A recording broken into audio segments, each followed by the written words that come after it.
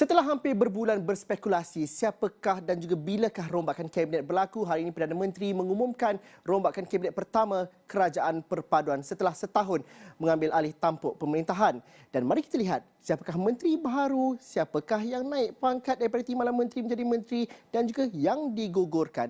Antara nama-nama yang menjadi fokus dan juga menjadi tumpuan hari ini dalam pengumuman Perdana Menteri sebentar tadi ialah jawatan Menteri Keuangan kedua yang diwujudkan semula, di mana ianya dijawat oleh Datuk Seri Amir Hamzah Azizan. Beliau merupakan bekas Ketua Pegawai Eksekutif di Kumpulan Wang Simpanan Pekerja KWSP dan mempunyai pengalaman yang cukup luas dalam bidang korporat.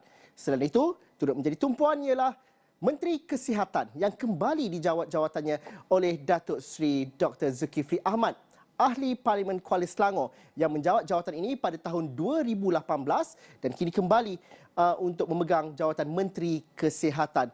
Datuk Seri Johari Abdul Ghani, Ahli Parlimen Titiwangsa, menjawat jawatan sebagai Menteri Perladangan dan Komoditi.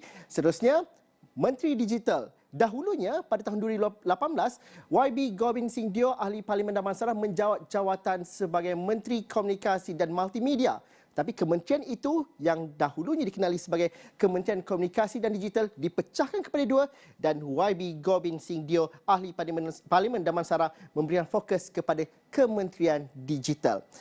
Stephen Sim Chee Kiong merupakan Ahli Parlimen Bukit Mertajam. Sebelum ini menjawat jawatan sebagai Timbalan Menteri Keuangan 2. Kini menjawat jawatan Menteri Sumber Manusia. Dan Menteri Sumber Manusia sebelum ini adalah antara nama yang digugurkan dalam Kabinet Datuk Seri Anwar Ibrahim yang baru ini, iaitu YB Sivakumar, Ahli Parlimen Batu Gajah yang dahulunya menjawat jawatan sebagai Menteri Sumber Manusia. Bagi jawatan Timbalan Menteri pula, ada dua dahulunya bergelar Menteri Penuh, kini menjawat Timbalan Menteri, iaitu Datuk Seri Noraini Ahmad, Ahli Parlimen Parit Sulong, kini bergelar sebagai Timbalan Menteri Pembangunan Wanita, Keluarga dan Masyarakat.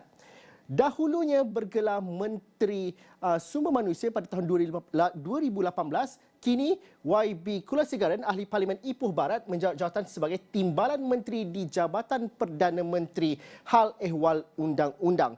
Ahli Parlimen Sungai Buloh, Datuk Ramanan Ramakrishnan, kini bergelar sebagai Timbalan Menteri Pembangunan Usahawan dan Koperasi, manakala Timbalan Menteri Pendidikan kini dijawat oleh Wong Kah Woh, merupakan Ahli Parlimen Taiping, selain jawatan ataupun satu jawatan yang dipegang oleh seorang senator yang merupakan Dr. Zulkifli Hassan yang sebelum ini bergelar bekas Timbalan Rektor di Universiti Islam Antarabangsa Malaysia UIM, kini bergelar sebagai Timbalan Menteri di Jabatan Perdana Menteri bagi Hal Ehwal Agama.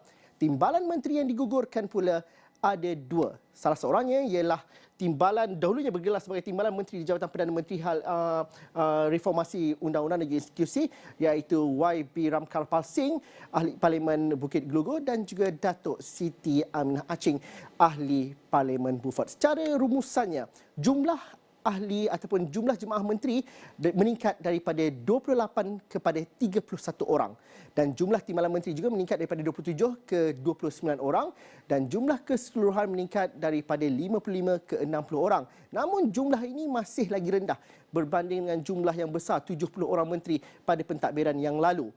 Untuk kita recap semula siapakah menteri-menteri baru ini, kita saksikan infografik ini.